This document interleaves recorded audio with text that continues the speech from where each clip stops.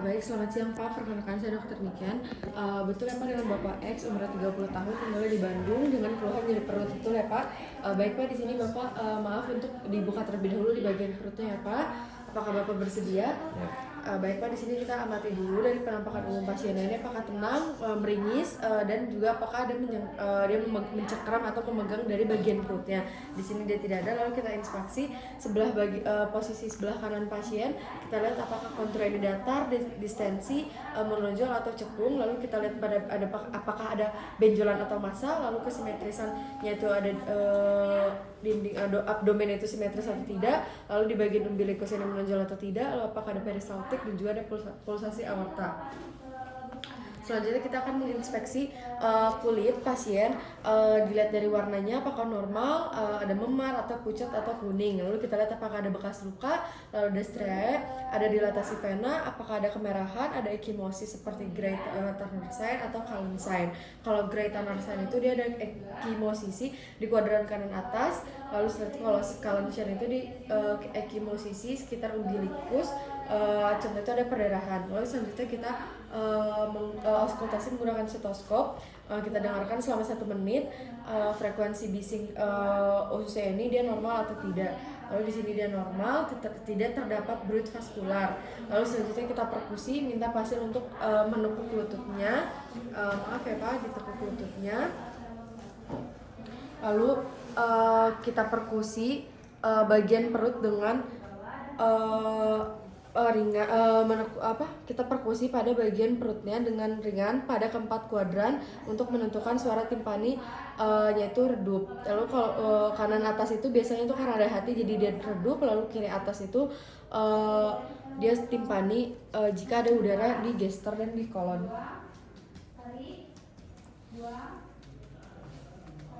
Lalu di sini selanjutnya kita akan melakukan perkusi hepar, di mana pertama itu perkusi batas bawah. Perkusinya itu secara horizontal dari batas umbilikus ke kuadran kanan atas ke linea mid clavicularis hingga menemukan suara menjadi redup. Lalu selanjutnya kita perkusi secara horizontal dari puting ke bawah pada garis mid clavicular line. Lalu selanjutnya kita ukur jarak dari kedua titiknya, apakah ada perubahan atau tidak. Di sini dia tidak ada perubahan. Lalu selanjutnya kita melakukan perkusi limfa, di mana perkusi pada area traup, perkusi dari akhir sonor paru ke kiri itu batas costa di linea axillary anterior. Lalu kita lakukan perkusi di dinding dada kiri di linea mid axillaris ICS 6 ke arah lateral. Lalu selanjutnya kita minta pasien untuk menarik nafas dan diperkusi kembali jika normalnya itu normal. Lalu selanjutnya kita akan palpasi. Kita palpasi, letakkan tangan dan dalam posisi horizontal dengan jari menyatu dan datar kepada permukaan perut. Kita identifikasi apakah suhunya ini kulit hangat atau dingin, lalu apakah lembab atau tidak. Selanjutnya di sini kita palpasi perut dengan gerakan yang lembut dan lakukan pada keempat kuadran perut. Angkat permukaan tangan hanya pada bagian kulit. Lalu kita palpasi kedalaman 1 cm. Apakah terdapat nyeri atau tidak? Pak, ke atas ini Pak tangannya. Apakah nyeri enggak Pak? Ya. Nyeri enggak Pak? Ya. Nyeri enggak Pak? Ya baik, di sini selanjutnya kita palpasi dalam. Kita gunakan kedua permukaan telapak tangan secara vertikal pada tangan keempat kuadran perut. Kita raba lokasinya itu ukuran, bentuk, konsistensi, dan rasa nyeri, pulsasi apakah bergerak jika bernafas atau saat ditekan. Lalu kita lihat dari apakah ada tanda peritonitis seperti guarding atau dia pasien itu mengeraskan perut saat akan ditekan. Lalu ada kaku perut atau juga nyeri lepas. Selanjutnya kita palpasi hepar. Kita minta pasien untuk berbaring rileks dengan menekuk kedua tungkai. Tekuk ya Pak. Lalu letakkan tangan kiri sejajar di kosta 11 dan kosta 12. Minta pasien untuk rileks. Lalu selanjutnya tangan kiri ini kita akan meraba ke arah atas agar heparnya lebih kerasa. Lalu setelah itu kita minta Pak tarik nafas ya Pak. Baik, selanjutnya palpasi lobus kanan, di mana ini palpasi dimulai dari regio ilia ke kanan. Minta pasien menarik napas panjang, lalu kita tekan pada jari bawahnya. Tarik nafas panjang ya Pak.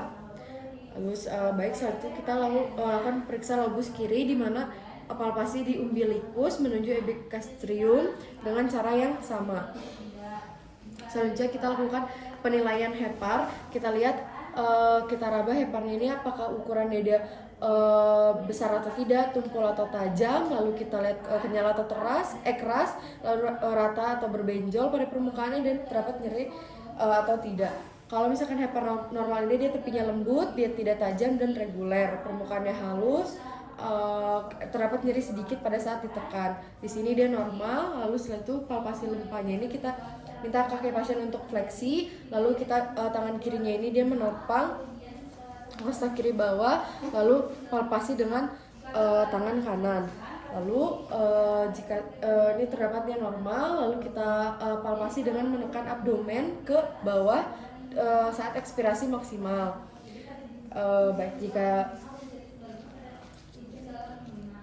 Baik, kita lihat ukuran limfanya ini dia masih normal, dia kenyal untuk limfanya. Lalu kita lihat dari shifting dullness-nya. Kita periksa ASI test, kita lihat dari shifting dullness. Kita perkusi dari umbilikus ke lateral kiri atau kanan. Lalu kita tentukan batas perubahan suara timpani.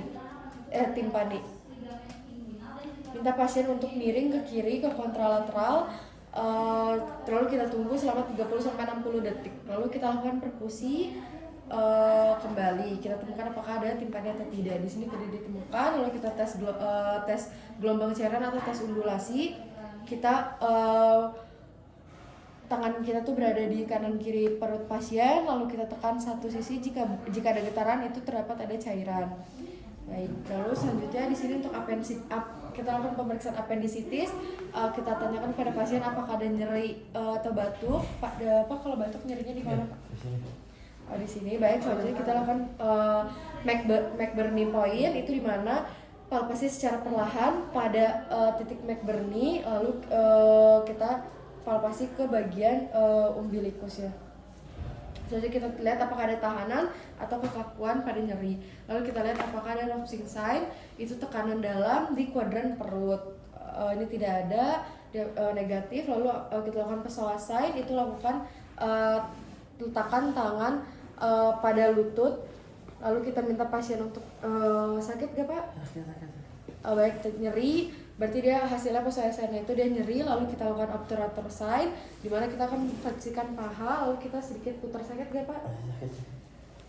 Baik, di sini positif. Lalu selanjutnya kita melakukan pemeriksaan hernia inguinalis, di mana meminta pasien untuk berdiri di hadapan kita. Lalu kita lihat di benjolannya ini, kita inspeksi warna dan tonjolannya ini apakah ada kemerahan, lalu lokasi dari tonjolannya, lalu apakah terdapat pembekakan pada kulitnya. Lalu kita palpasi benjolannya, apakah ada nyeri, konsistensinya itu padat atau cair, dan jika ada skortum itu, kita lakukan tes transluminasi menggunakan pen light, di mana kita akan melihat itu dari benjolannya, isi dari benjolan, lalu dengan cara kita memberikan pen light itu ke arah skortumnya. Lalu setelah itu